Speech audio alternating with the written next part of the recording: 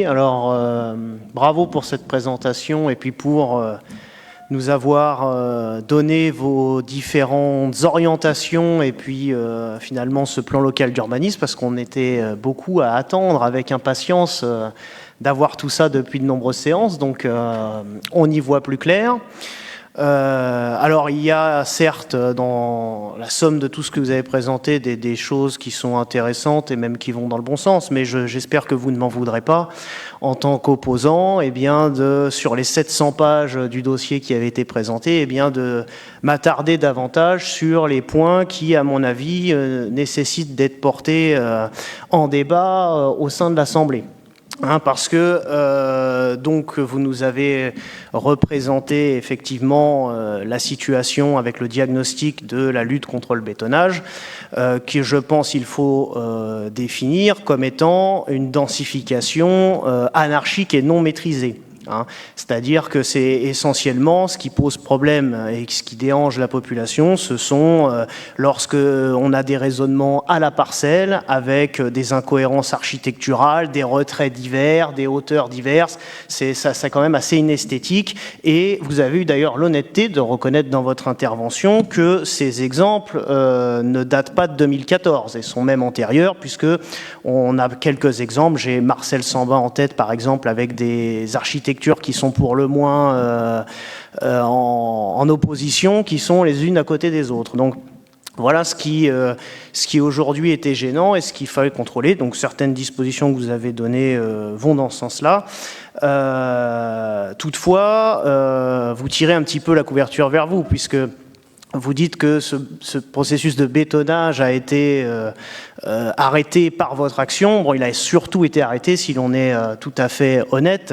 par aussi le marché et la situation du marché de la construction, puisque je lisais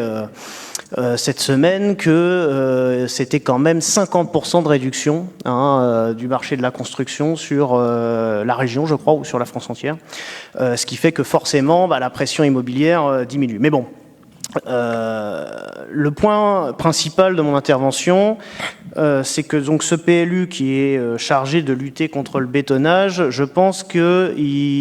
en réalité il manque quelque peu sa cible par certaines de ces dispositions qui vont finalement se retourner contre le petit propriétaire atégien, paradoxalement, en versant finalement dans une forme d'excès inverse. Puisque si l'on reprend ce que vous nous avez présenté,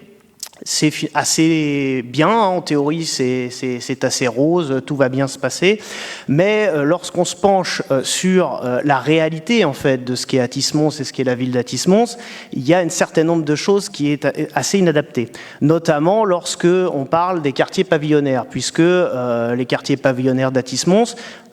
c'est surtout des petits propriétaires avec des parcelles réduites. C'est pas une ville avec des nantis et des pavillons gigantesques. C'est plutôt des petits propriétaires qui sont lourdement taxés. D'ailleurs, je le dis assez souvent. Et eux vont être ciblés par ces mesures-là, parce que sur les parcelles que nous avons à Athis-Mons, on a généralement des petites parcelles, comme je le disais, qui font une dizaine de mètres, 11 mètres. Voilà. Donc aujourd'hui, avec certaines des dispositions que vous avez mises en place, finalement, vous allez bloquer complètement toute possibilité de construction. Je m'explique. Lorsque, comme je viens de l'indiquer, on a des parcelles avec 10, 11, 12 mètres et qu'on demande des retraits de 6 mètres ou de 9 lorsqu'il y a vu,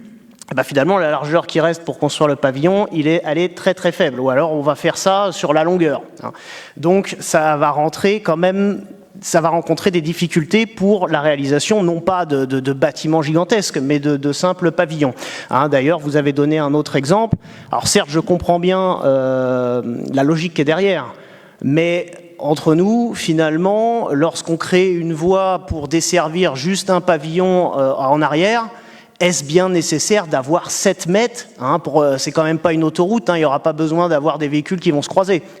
Donc il aurait fallu peut-être être un peu plus mesuré, parce que 7 mètres, ça fait quand même faire des voies énormes qui vont finalement servir à rien et peut-être même devenir des dépotoirs, puisque malheureusement, on sait ce que cela peut devenir. Donc je pense que vous avez été peut-être un peu trop restrictif, et notamment d'ailleurs, vous n'en avez pas du tout parlé, vous aviez même mis une mesure qui était presque scandaleuse, hein, j'ai envie de le dire, avec 15% d'extension maximale permise pour les propriétaires, ce qui représente, donc, si je prends l'habitat moyen atégien, une maison de 70-100 mètres carrés, ça permettait que 10 à 15 mètres carrés d'extension, ce qui est quand même très faible, hein, mais heureusement, vous êtes revenu en arrière, c'est vrai, vous auriez dû le faire savoir, suite aux remarques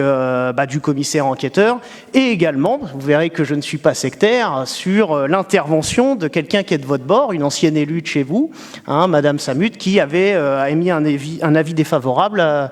dans le cadre de ce PLU sur cette disposition, justement, ce dont je la remercie, puisqu'effectivement, il me semble qu'elle était quand même très très restrictive, et voire même empiéter quand même sur le droit de propriété des différents atégiens qui ont quand même le droit de se faire construire une petite extension dans la limite du raisonnable.